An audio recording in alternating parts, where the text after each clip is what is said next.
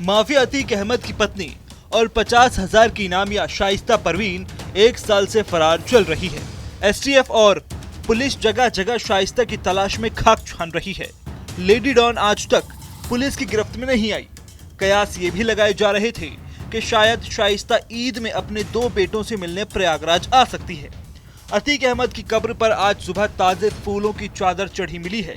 तो क्या अतीक अहमद के यहाँ से ईद की नमाज के बाद कोई आया और वो अतीक और अशरफ की कब्र पर फूल चढ़ाकर चला गया? ईद में ये रवायत है कि ईद की नमाज़ पूरा करने के बाद लोग अपने जानने वालों या परिजनों की कब्र में जाते हैं और दुआ करते हैं।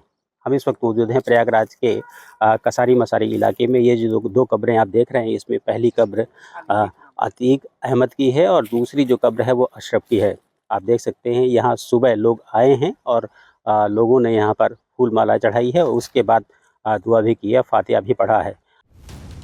प्रयागराज के कालिंदीपुर इलाके की इसी कसारी मसारी कब्रिस्तान में 16 अप्रैल 2023 को माफिया अतीक अहमद और उसके भाई अशरफ को दफनाया गया था, जिसके बाद से ये कब्रिस्तान सुनसान था।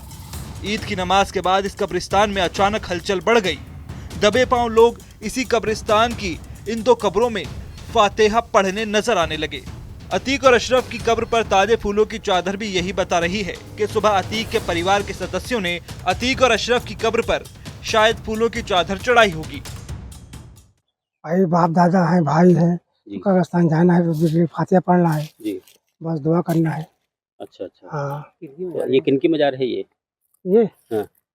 ये तो अशरफ भाई की और संसद जी है, अतीक अहमद की। ये सांसद जी की। जी तो आप लोग उनके परिवार से हैं क्या? नहीं, ऐसे मतलब पढ़े चले आए, गाँव घर के बस्ती के हैं, जी। दामोपुर।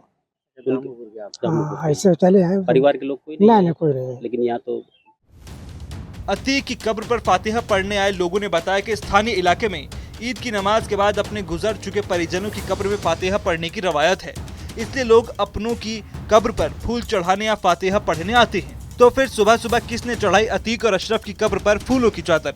क्या शाइस्ता परवीन या जैनब फातिमा या अशरफ की ससुराल हटवा में रह रहे अतीक के 2 बेटे एवं और अजान यहाँ आए थे?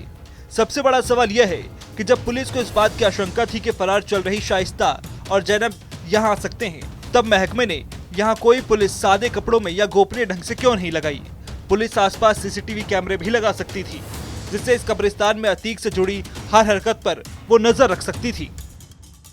तो अतीक अहमद और अशरफ की कब्र पर आज कुछ लोग यहाँ पर आए और उन्होंने फूल मालाएं भी उन पर चढ़ाई हैं, फूल चढ़ाए हैं और उसके बाद यहाँ पर फातिहा पढ़ा है और यहाँ से वो निकल गए हैं। अब ये देखने वाली बात होगी कि जो लोग यहाँ पर आए उसमें क्या अतीक अहमद के दोनों बेटे भी शामिल हैं जो कि इस समय हटवा में हैं, या फिर और कुछ लोग भी हो सकते हैं जो यहाँ पर आए होंगे। लेकिन चौंकाने वाली बात यह है कि इस पूरे कब्रिस्तान में कहीं कोई पुलिस फोर्स नहीं लगाई गई है, ना ही पुलिस चौकन्ना है।